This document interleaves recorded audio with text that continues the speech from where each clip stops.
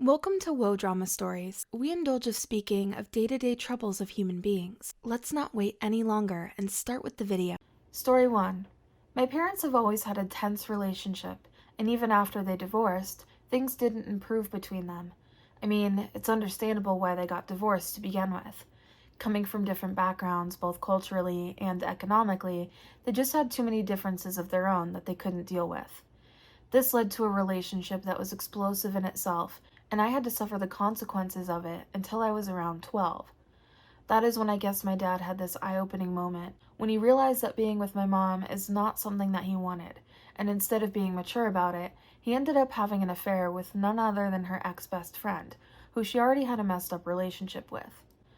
Well, this began a cold war between the three of them, and I became the one having to deal with the constant passive aggressiveness and their inability to act as adults. This time was no different. One thing that was different, though, was the boundaries that everyone kept crossing, simply because they could not resolve the tension amongst themselves. It started when I was talking to my grandparents on my mom's side of the family on the phone. I spoke to them in my native tongue, as I always do, and I'm not sure what struck to my stepmom about it this time, but she decided to snatch my phone and give me a lesson on how I needed to have manners enough to talk in English when I'm around English speakers, because this is not my native country.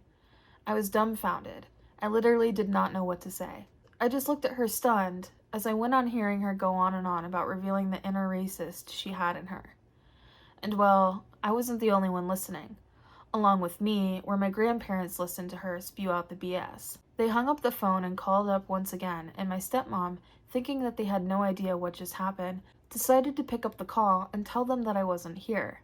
She thought she was being all smart, but my grandparents were smarter, and they immediately chewed her out a new one. I don't know what she was expecting because obviously the situation soon went out of hand, as my grandparents were enraged, and the word eventually spread to my paternal grandparents, who were just as angry as maternal grandparents, and told my dad to evict the house that he was living in with his wife, because they don't want to support racists. The house belonged to my grandparents, and my dad and stepmom both blew up at me, telling me that it was somehow my fault for everything that happened. My mom, on the other hand, says that she's really proud of me, but I'm not really feeling it, because after all, I know she's only happy because this is her revenge. I know that she doesn't really care about the situation from deep inside. I'm just so lost right now. One part of me agrees that my dad and stepmom deserve what happened to them, but at the same time, I also feel bad for them. AITA. Did I mess up here? Update. I wasn't originally planning to update this post, but with the amount of people asking for one, I decided to post one finally. So here it goes. My dad and stepmom ended up moving into a small apartment because my grandparents refused to budge. Apparently, they also decided to rewrite the will and leave all of their property to me. My dad and stepmom are obviously not happy about this and are showing their disappointment by threatening to drag me to court once my grandparents pass away. Very stupid, I know. I just let them spew out all of their plans and let my grandparents know of it so that they can word their will even more strongly and ensure that they have no leg to stand on at the court. The way that this situation ended was definitely unexpected. But at the same time, I knew something like this was bound to happen if my parents kept acting this way. I feel bad for everything they have to go through, but at the same time, I'm kind of glad because I really needed someone to look after me since my own parents refused to do so.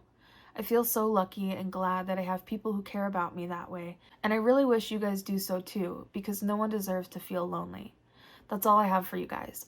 I know this isn't the end of it all, but hopefully whatever is about to come is something that I can deal with like I did with this situation. Thanks, everyone. Opinion 1. NTA. Please get a lawyer ASAP and make sure to do everything you possibly can so that your dad and his wife don't end up messing with your inheritance. I mean, I'm pretty sure that they have no legal grounds to stand on, but it's better to be safe and secure than be sorry. Take care. Opinion 2. NTA. I don't see any angle from which you might be the a-hole in this situation. It was the stepmom's stupidity that she didn't hang up the call. It's like she messed up in every way possible, and at this point, she just can't handle the fact that she's getting the repercussions of her actions. I think you really shouldn't let these people drag you down. Story 2. I met my girlfriend, Ellie, 8 months ago through an online dating app, and just after going on a couple of dates, we hit it off immediately.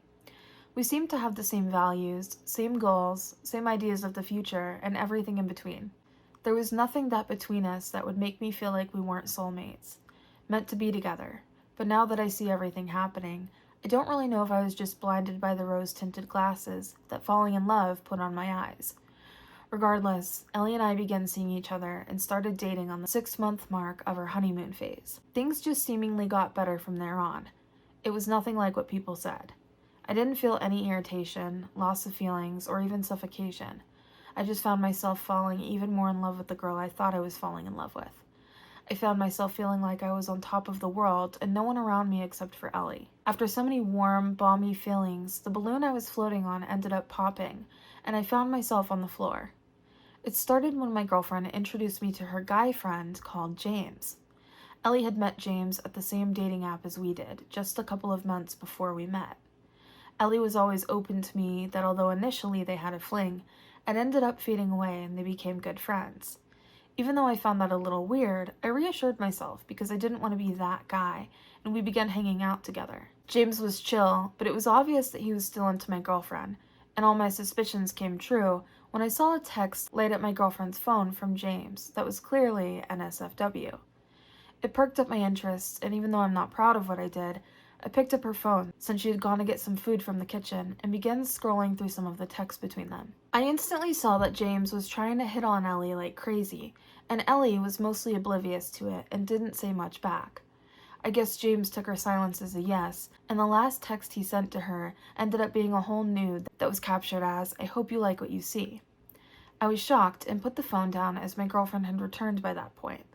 The look on my face made it pretty obvious that I was upset over something, and Ellie began pressing me over it. I couldn't keep it to myself either and told her everything that I've been feeling, from the start to the bottom, and Ellie was very understanding, sweet, and comforting. The conversation ended by her promising that she'll cut all contact with James and me feeling extremely relieved. Cut to now. It's been 3 months since all that happened, and we haven't talked about James ever since, because I thought Ellie was someone that truly stuck to her words. Well, if that was the case, I really wouldn't be here because as Thanksgiving rolled around, I went over to her place for family dinner. I had to use her phone to take some pictures.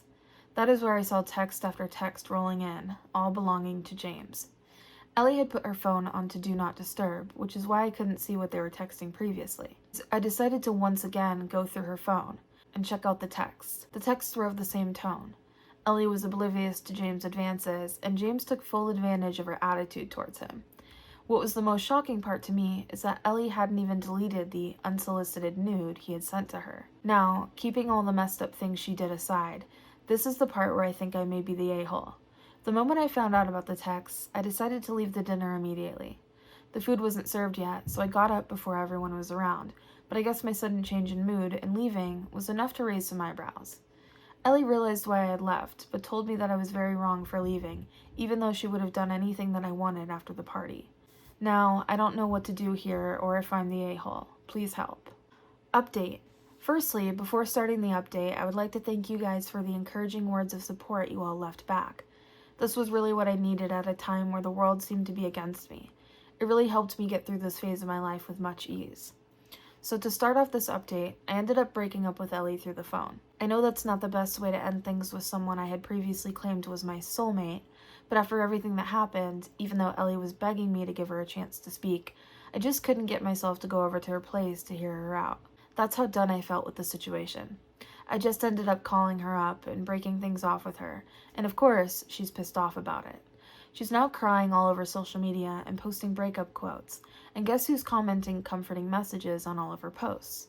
James. This is the part I really don't get about her, and honestly, after everything that happened, I don't think I want to either. This is my final update. I had just come on to thank you all for being the sweetest and the kindest. You guys were the ones checking up on me when my own friends thought I was wrong for not giving Ellie a chance. So I hope this post serves you as a reminder that even on a cloudy day, there is a blue sky. Opinion 1. NTA, by the way you express your relationship with Ellie, it really seems like she love-bombed you. I think you should consider yourself lucky that you found out about her terrible behavior before she either trapped you by getting pregnant or marrying you. Opinion 2. NTA. Does this woman really expect you to stay at the same girlfriend's place that cheated on you to enjoy a Thanksgiving dinner to keep up with the appearances? Gosh, she sounds like a sociopath. You can do so much better. Opinion 3. NTA. I instantly realized what she meant when she said he was someone who she had a fling with. It's very unlikely that you can end up being such close friends with someone that you have had an intimate relationship with. Don't beat yourself up for it, though. It happens to the best of us. Opinion 4. NTA. The update where OP said that she was crying because she missed him is such a classic cheating ex behavior. What did she expect OP to do when she found out that she was cheating on him emotionally? Pull her into his arms? Nah, that's not how it happens. Good on you for sticking to your guns. Story 3. My mom has always been, to put it as nicely as possible, a drama queen.